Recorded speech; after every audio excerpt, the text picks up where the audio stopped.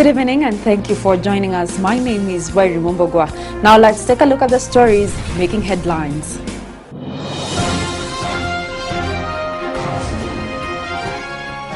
Kenyans say on new security reforms. World Disability Day, persons with disabilities showcase their art. And in sports, FKF a step closer to adopt a new name next season.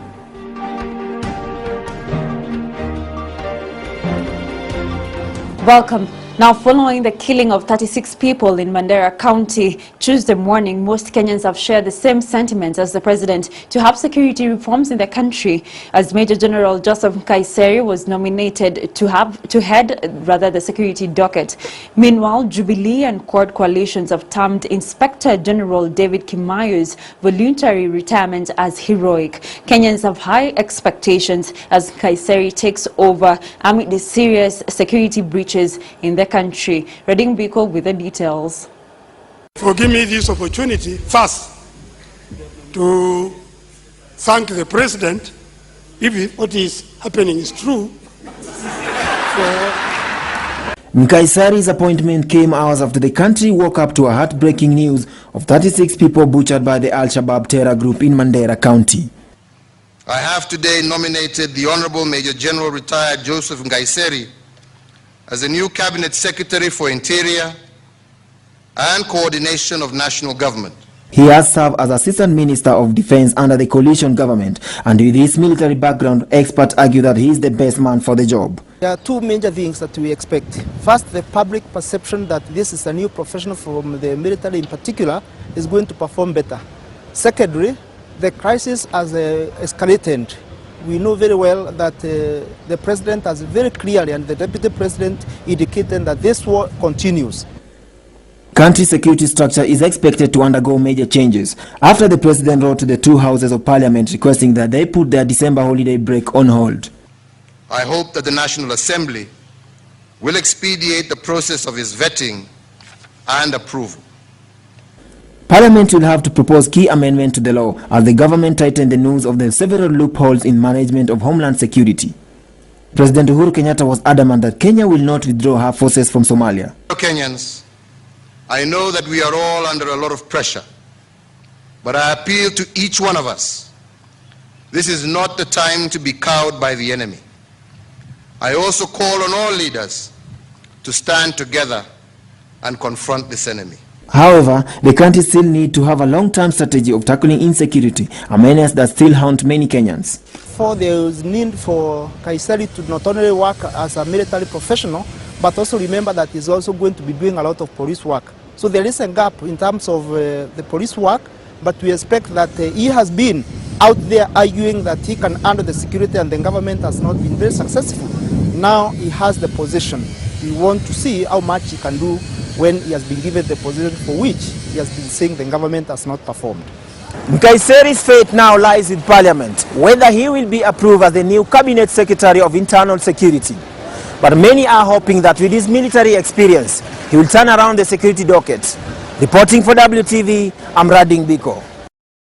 Thank you, Rading Biko, for that story, which brings us to our question of the day. Do you think the new security reforms will improve security in the country? Do you think the new security reforms will improve security in the country? Now send us your thoughts and comments on our SMS line 20058. I will sample them and post them on our Facebook page, WTV Kenya.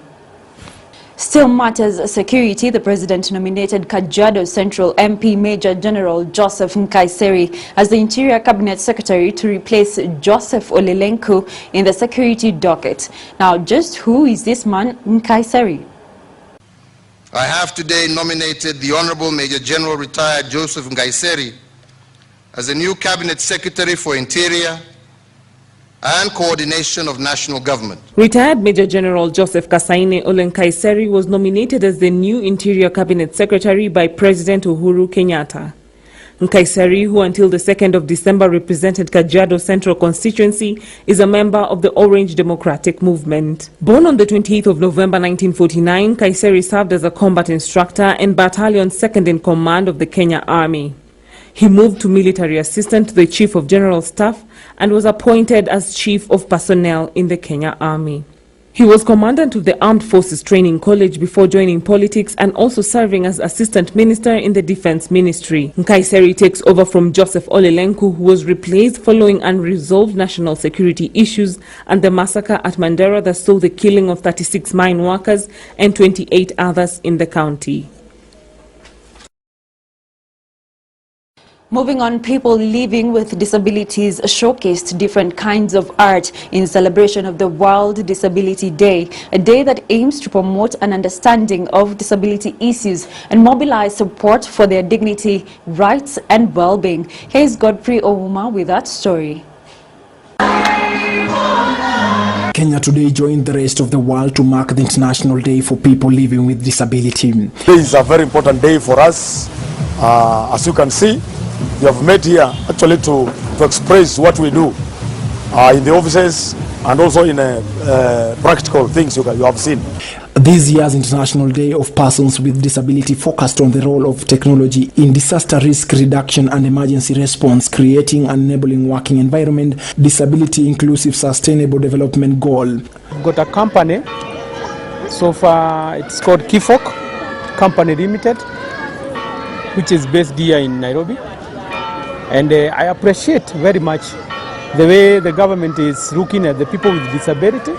In the year 1976, the United Nations General Assembly proclaimed 1981 as the International Year of Disabled Persons.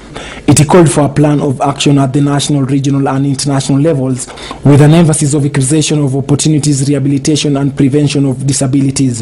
With the fact that many still live with disability, the condition have proved to be an empowerment to even the able-bodied people, a situation that is inspirational. This is some of the work of people with disability. The government today has been applauded for its effort to take care of people with disability in the society. Those with disability have been urged not to look down upon themselves. Remember, disability is not inability. Reporting for WTV, I'm Godfrey Ouma. And in sports, Football Kenya Federation is a step closer to taking over the management of the top league in Kenya. FKF will ensure that Kenya will have to adopt a new name, which will be FKF Premier League next season, as stated in their constitution. The Football Kenya Federation concluded in a heated meeting over the future of Kenyan football that they will officially take over judicial responsibilities by renaming the Kenya Premier League to FKF Premier League come 2015 season, as provided by the constitution of the FKF statutes. FKF further stated that their strong stand on the 16 to 18 league from 2015 is not negotiable, but they will dialogue on the modalities for implementation, including seeking financial interventions. Provisions of Article 78 and 79 of the FKF shall henceforth be involved in all contracts and commercial engagements concerning clubs who are its members. They will reserve the relegation of all clubs in all leagues from the Premier League to the district leagues. They will remain inalienable, not transferable. The National League shall from 2015 comprise of 28 teams split into 2 zones of 14 teams each. These are resolutions whose intention is to actualize the reform agenda which the Federation is set out to achieve at the beginning of this mandate. And that's all from our news desk. Thank you for watching. If you have any feedback or comments, send us an SMS line 20058. My name is Wairu Mombogwa. Have a good evening.